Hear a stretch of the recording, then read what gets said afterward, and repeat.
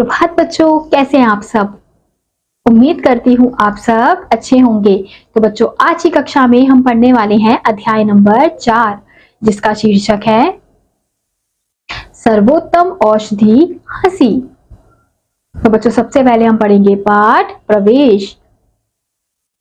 प्रस्तुत पाठ में यह बताया गया है कि हंसना हमारे स्वास्थ्य के लिए लाभदायक होता है।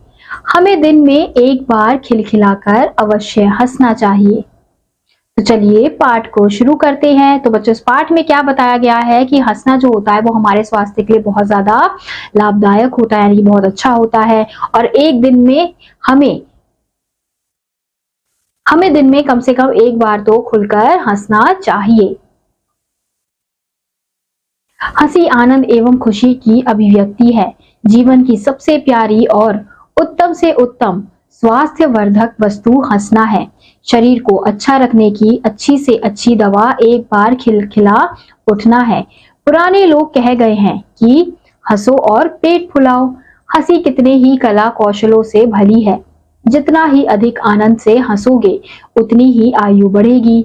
एक यूनानी विद्वान ने कहा है कि सदा अपने कर्मों को खींचने वाला हेरीक्लेस बहुत कम जिया, पर प्रसन्न मन डेमोक्रेट्स 109 वर्ष तक जिया।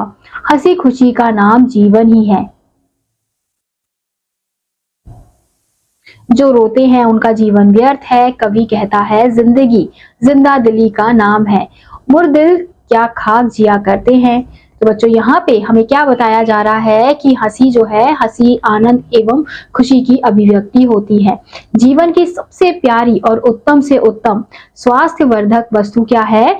हंसना है। और शरीर को अच्छा रखने के लिए हमें अच्छी से अच्छी दवा एक बार खिलखिला उठना है। पुराने लोग कह गए हैं कि हंसो और पेट फुलाओ। हंसी कितने ही कला कौशलों से भली होती है। जितना ही अधिक आनंद से हंसोगे उतना ही आयु बढ़ेगी, यानी कि जितना हम खुलकर दिल से हंसेंगे, मन से हंसेंगे, उतना ही हमारी आयु बढ़ती है। और यूनानी विद्वान ने क्या कहा है कि सदा अपने कर्मों को खींचने वाला, यानी कि हमेशा दुखी रहने वाला हेरीक्लेस बहुत कम जिया, पर प्रसन्न मन डेमोक्रेट्स 109 वर्ष जिया। यानी कि जो व्यक्ति खुश रहता है, प्रसन्न रहता है, वो ज्यादा जीता है, उसकी आयु बढ़ती है। लेकिन जो व्यक्ति हमेशा चिंता में रहता है, कुछ ना कुछ सोचता रहता है, परेशानियों से डूबा हुआ रहता है, तो वो कम जीता है, उसकी आयु जो है वो कम हो जाती है। जो रोते हैं उनका जीवन व्यर्थ है। और कवि क्या कहते हैं कि जिंदगी जिंदा दिली का नाम है और मुर्दा दिल क्या खाक जिया करते हैं। मनुष्य के शरीर के वर्णन पर एक विलायती विद्वान ने एक पुस्तक लिखी है। उसमें वह कहता है कि उत्तम सुअवसर की हंसी उदास से उदास मनुष्य के चित्त को प्रफुल्लित कर देती है। आनंद एक ऐसा प्रबल इंजन है कि उससे शोक और दुख की दीवारों को ढका सकते हैं। प्राण रक्षा के लिए सदा अब सब देशों में उत्तम से उत्तम उपाय चित्त को प्रसन्न रखता है। सुयोग्य वैद्य अपने रोगी के कानों में आनंद रूपी मंत्र सुनाता है। तो बच्चों, यहाँ पे क्या बताया जा रहा है कि मनुष्य के शरीर के वर्णन में एक विलायती विद्वान ने एक पुस्तक लिखी है। उसमें वो यह कहता है कि उत्तम सुअवसर की हंसी उदास से उदास मनुष्य के चित्त को प्रफुल्लित कर देती है। अगर कोई व्यक्ति बहुत ज्यादा उदास रहता है, लेकिन अगर वो अच्छे से हंसता है, खुलकर हंसता है, तो उसका मन क्या हो जाता है? प्रफुल्लित हो जाता है। और आनंद एक ऐसा प्रबल इंजन है कि उसका शोक और दुख की दीवारों को ढका सकते हैं। यानी कि वो क्या करता है, अगर हम आनंद से खुशी खुशी अपना जीवन व्यतीत करते हैं तो हमारे जीवन का जो दुख है, जो शोक है, वो उनकी दीवारें ढह सकती हैं। और प्राण रक्षा करने के लिए सदा सब देशों में उत्तम से उत्तम उपाय चित्त को प्रसन्न रखना है। अब जो सुयोग्य वैद्य होते हैं वो क्या करते हैं? अपने रोगियों के कानों में वो अच्छा सा आनंद रूपी मंत्र पढ़ते हैं। तभी उस मंत्र को सुनकर जो रोगी होता है वो ठीक हो जाता है। एक अंग्रेज डॉक्टर कहता है कि किसी नगर में दवाई लदे हुए 20 गधे जाने से एक हंसोड़ आदमी को ले जाना अधिक लाभकारी है। डॉक्टर हसविलैंड ने एक पुस्तक में आयु बढ़ाने का उपाय लिखा है। वह लिखता है कि हंसी पाचन के लिए बहुत ही उचित उत्तम चीज है। इससे अच्छी औषधि और नहीं है। एक रोगी ही नहीं बल्कि सबके लिए हंसी बहुत काम की चीज है। तो बच्चों, यहाँ पे क्या कहा जा रहा है कि अंग्रेज डॉक्टर कहता है कि किसी नगर में, किसी शहर में दवाई लदे हुए 20 गधे जाने से अच्छा है कि एक हंसोड़ यानी कि एक खुशी आदमी जो हमेशा हंसता रहता है, ऐसे आदमी को ले जाना ज्यादा लाभकारी होगा। और डॉक्टर हर्षब्लेन ने एक पुस्तक में आयु बढ़ाने का उपाय क्या लिखा है कि वह लिखते हैं कि हंसी पाचन के लिए बहुत ज्यादा उत्तम चीज है। यानी कि अगर हम हंसते हैं, खुलकर हंसते हैं, तो हमारी पाचन शक्ति बहुत अच्छी रहती है और इससे अच्छी औषधि और कहीं भी नहीं है। और एक रोगी ही नहीं बल्कि सबके लिए हंसी बहुत जो है वो बहुत काम की चीज है। हंसी शरीर के स्वास्थ्य का शुभ संवाद देने वाली है। वह एक साथ ही शरीर और मन को प्रसन्न करती है, पाचन शक्ति बढ़ाती है, रक्त को चलाती और अधिक पसीना लाती है। हंसी एक शक्तिशाली दवा है। एक डॉक्टर कहता है कि हंसी जीवन की मीठी मदिरा है। तो यहाँ पे बच्चों क्या कहा जा रहा है कि हंसी जो है वो शरीर के स्वास्थ्य का शुभ संवाद देने वाली है। यानी कि अगर हम स्वस्थ हैं तो हम क्या रहते हैं, खुश रहते हैं। तो ये एक प्रकार का हम संवाद देते हैं। अगर हम हंस रहे हैं, खुश हो रहे हैं, तो हम अंदर से बहुत ज्यादा स्वस्थ हैं। और वह एक साथ ही शरीर और मन को प्रसन्न भी करती है, पाचन शक्ति बढ़ाती है, रक्त को चलाती है और हमारे शरीर में पसीना भी लाती है। हंसी एक शक्तिशाली दवा है। एक डॉक्टर कहता है कि हंसी जीवन की मीठी मदिरा है। डॉक्टर ह्यूड ने कहा है कि आनंद से बढ़कर बहुमूल्य वस्तु मनुष्य के पास और नहीं है। कार्लाइल एक राजकुमार था, संसार त्यागी हो गया था। वह कहता था कि जो जी से हंसता है वह कभी बुरा नहीं होता। जी से हंसो, तुम्हें अच्छा लगेगा। अपने मित्र को हंसाओ, वह अधिक प्रसन्न होगा। शत्रु को हंसाओ, तुमसे कम घृणा करेगा। एक अनजान को हंसाओ, तुम पर भरोसा करेगा। उदास को हंसाओ, उसका दुख घटेगा। एक निराश को हंसाओ, उसकी आशा बढ़ेगी। एक बूढ़े को हंसाओ, वह प्रसन्न और एक प्यारा बालक जैसा बन जाएगा। पर हमारे जीवन का उद्देश्य केवल हंसी ही नहीं है। हमको बहुत काम करने हैं, तथापि उन कामों में, कष्टों में और चिंताओं में एक सुंदर आंतरिक हंसी बड़ी प्यारी वस्तु भगवान ने दी है। अब यहाँ पे बच्चों क्या कहा जा रहा है कि डॉक्टर ह्यूड ने कहा है कि आनंद से बढ़कर बहुमूल्य वस्तु मनुष्य के लिए और कुछ भी नहीं है। और कार्लाइल एक राजकुमार था, उसने क्या किया था, संसार से वो बिल्कुल त्याग चुका था संसार को। वो क्या मानता था कि जो जी से हंसता है यानी कि जो मन से हंसता है वो कभी किसी का बुरा नहीं कर सकता है, वो बुरा इंसान नहीं होता है। और जी से हंसो, तुम्हें अच्छा लगेगा। अपने मित्र को हंसाओ, वह अधिक प्रसन्न होगा। शत्रु को हंसाओगे, वो तुमसे घृणा कम करेगा। एक अनजान को हंसाओगे तो तुम पर भरोसा करेगा। उदास को हंसाओ, उसका दुख कम होगा। एक निराश को हंसाओगे तो उसकी आशा बढ़ती है। एक बूढ़े को हंसाओगे तो वो प्रसन्न होगा। कैसे प्रसन्न होगा? जैसे बच्चे खुश हो जाते हैं वैसे ही एक बूढ़ा व्यक्ति भी प्रसन्न होगा। पर हमारे जीवन का उद्देश्य केवल हंसी नहीं है, हमको तो बहुत सारा काम करना होता है। लेकिन इन सभी कामों के बीच में, इन सभी कामों, कष्टों, चिंताओं के बीच में हमें भगवान ने एक सुंदर सी हंसी दी है जो बहुत ही प्यारी वस्तु है। हंसी सबको भली लगती है। मित्र मंडली में हंसी विशेषकर प्रिय लगती है। जो मनुष्य हंसते नहीं उनसे ईश्वर बचाए। जहां तक हो सके हंसी से आनंद प्राप्त करो। प्रसन्न लोग कोई बुरा नहीं करते। हंसी वैर और बदनामी की शत्रु है और भलाई की सीख है। हंसी सजे सजाए घर के समान है।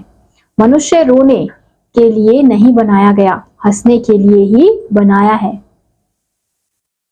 मनुष्य खूब जोर से हंस सकता है, पशु पक्षी को ईश्वर ने यह शक्ति नहीं दी।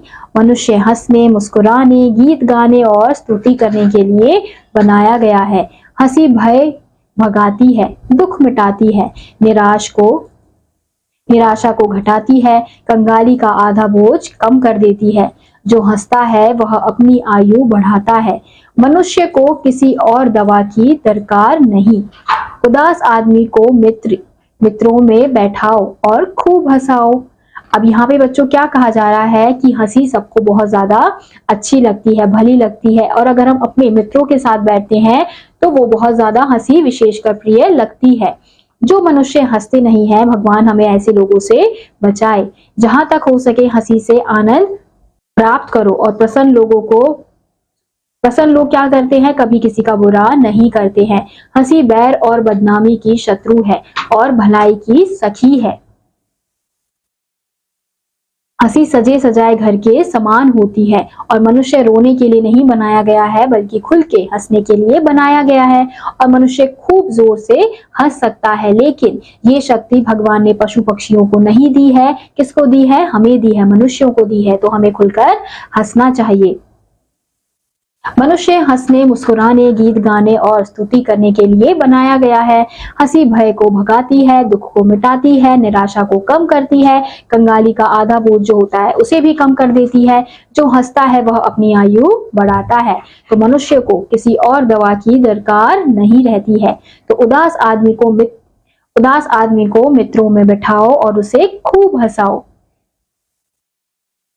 जो हंसते हैं वे धन्य हैं। धन्य है वे जो दूसरों को हंसाते हैं।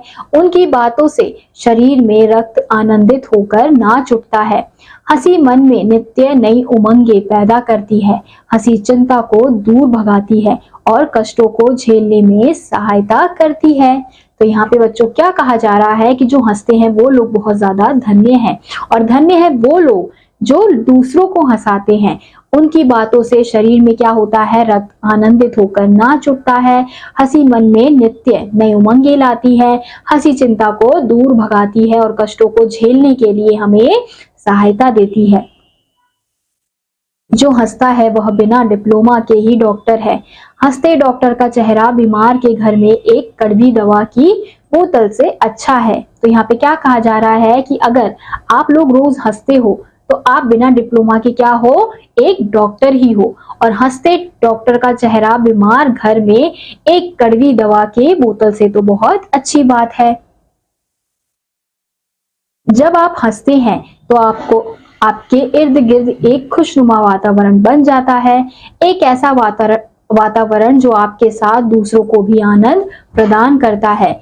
इस आनंद का सीधा संबंध आत्मा से है। हंसी न केवल शारीरिक सुख देती है अपितु आत्मा को भी प्रफुल्लित करती है। यदि आपका कोई दिन बिना हंसे गुजर जाए तो समझिए वह दिन नीरस ही चला गया। अब बच्चों यहाँ पे क्या कहा जा रहा है कि अगर हम हंसते हैं तो हमारे आसपास का वातावरण भी कैसा हो जाता है, खुशनुमा बन जाता है। एक ऐसा वातावरण जो आपके साथ दूसरों को भी आनंद प्रदान करता है, यानी कि दूसरों को भी अच्छा लगता है। और इस आनंद का सीधा संबंध हमारी आत्मा से होता है। हंसी न केवल शारीरिक सुख देती है बल्कि आत्मा को भी प्रफुल्लित यानी कि खुश कर देती है। और यदि आपका एक भी दिन बिना हंसे जाता है तो आप समझिए कि वो दिन आपका बिल्कुल व्यर्थ गया है। लोगों की मूर्खताओं पर हंसना रोने से भला है। एडिसन कहता है कि बुद्धिमानी में आकर संसार को हंसी जैसी उत्तम वस्तु को खो ना देना चाहिए। हंसी से बढ़कर संसार में क्या है? तो यहाँ पे कहा जा रहा है बच्चों कि लोगों की मूर्खताओं में हंसने से ज्यादा अच्छा क्या है कि वो हंसना रोने से भला होता है, यानी कि अगर हम रोएंगे उससे अच्छा क्या है कि हम हंसे। और एडिसन क्या कहते हैं कि बुद्धिमानी में आकर संसार को हंसी जैसी उत्तम वस्तु को हमें नहीं खोना चाहिए। और हंसी से बढ़कर संसार में और क्या हो सकता है। मेलबोर्न के डॉक्टर A.W. कोल ने डॉक्टरी पर एक पुस्तक लिखी है। उसकी भूमिका में यह सब बातें यूरोप के बड़े बड़े बुद्धिमानों के लेखों से छांटी गई है। इस विषय में वह एक कहानी लिखता है। एक डॉक्टर अपने मित्रों सहित पहाड़ पर घूम रहा था। एक चट्टान पर उसे एक कौवे का घोंसला दिखाई दिया।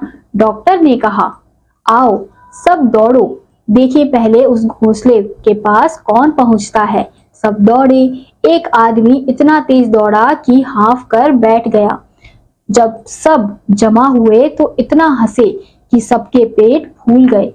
जब इन मित्रों को हंसना होता तो उस घोंसले की कहानी को फिर दोहराते। कई साल पीछे उनमें से एक मित्र बीमार हो गया, मरने को था कि उस डॉक्टर को खबर हुई। वह गया। लोगों ने कहा, लो तुम्हारा मित्र आया, आंखें खोलो, पर वह कुछ ना बोला। तब डॉक्टर ने जोर जोर से कौवे के घोंसले की कहानी सुनाई। कहानी सुनकर बीमार हंसा, यहाँ तक कि वह अच्छा हो गया। तो बच्चों, हमें यहाँ पर एक मेलबोर्न के डॉक्टर A.W. कोल ने जो पुस्तक लिखी है उसके बारे में बताया गया है कि उसकी भूमिका में यह बातें यूरोप के बड़े बुद्धिमानों के लेखों से छांटी गई है। और इस विषय में उन्होंने एक कहानी भी लिखी है कि एक डॉक्टर होता है, वो अपने मित्रों सहित कहाँ जाता है, पहाड़ पर घूमने जाता है। तो एक चट्टान पर उसे कौवे का घोंसला दिखाई देता है।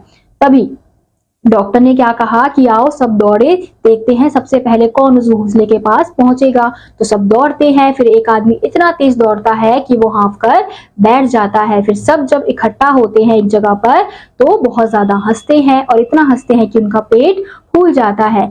जब इन मित्रों को हंसना होता तो वो उसी घोंसले की कहानी को याद करते थे। तो उनमें से एक मित्र बहुत ज्यादा बीमार हो जाता है। जब डॉक्टर को पता चलता है कि उनका मित्र बीमार है तो वो उनसे मिलने जाते हैं। तो फिर लोगों ने कहा कि लो तुम्हारा मित्र आया है, आंखें खोलो, पर वह कुछ नहीं बोलता है। तब डॉक्टर जोर जोर से कौवे की कहानी, कौवे के घोंसले की कहानी उस व्यक्ति को सुनाते हैं जो बीमार होता है। तो वो बहुत जोर जोर से हंसता है और फिर वो बिल्कुल ठीक हो जाता है। उसी हंसी को मनुष्य जीवन के साथ लगाए रखने के लिए हमारे पूर्वजों ने होली का त्योहार जारी किया था। होली की कृपा से अब भी हम कुछ हंस लेते हैं। संसार में दुख और उदासी अधिक है। उस दुख और उदासी को दबाकर एक बार मनुष्य को हंसना और प्रसन्न करना ही होली का उद्देश्य है। इसी से जानो कि होली हमारे जीवन की कैसी प्यारी चीज है। तो बच्चों, हमें अंत में क्या बताया जा रहा है कि उसी हंसी को मनुष्य के जीवन में साथ रखने के लिए पूर्वजों ने होली का त्योहार मनाया है। तो होली की कृपा से अब भी हम क्या करते हैं, कुछ हंस लेते हैं, क्योंकि हम क्या करते हैं, एक दूसरे को कलर लगाते हैं। तो जिस प्रकार का हमारा चेहरा हो जाता है तो हम एक दूसरे को देखकर हंस लेते हैं। तो इसलिए होली का त्योहार मनाया गया है। संसार में दुख और उदासी बहुत ज्यादा बढ़ गई है, तो उस दुख और उदासी को दबाकर एक बार मनुष्य को हंसना और प्रसन्न होना चाहिए। तो यही होली का उद्देश्य है। तो इसी से हम जान सकते हैं कि होली हमारे जीवन की कैसी प्यारी चीज है। तो बच्चों, इस अध्याय के माध्यम से आपको यही बताने का प्रयास किया जा रहा है कि आपको जीवन में हंसते रहना चाहिए, क्योंकि जो व्यक्ति ज्यादा हंसता है, खुलकर हंसता है, मन से हंसता है, उसकी आयु बढ़ती है। लेकिन जो व्यक्ति हमेशा परेशान रहता है, सोच में डूबा रहता है, परेशानियों से घिरा हुआ रहता है, तो उसकी आयु कम होती है और वो हमेशा बीमार रहता है। तो इसलिए आपको क्या करना चाहिए, डॉक्टर से अच्छा आपको क्या करना चाहिए, आपको हंसते रहना चाहिए, आपको फिर बीमारियां नहीं लगेंगी। तो इसी के साथ आज का यह अध्याय यही समाप्त होता है। उम्मीद करती हूँ आपको यह अध्याय समझ आया होगा। मैं आपसे मिलूंगी अगली कक्षा में। तब तक के लिए आप सभी बच्चे खुश रहिए और पढ़ते रहिए। बाय।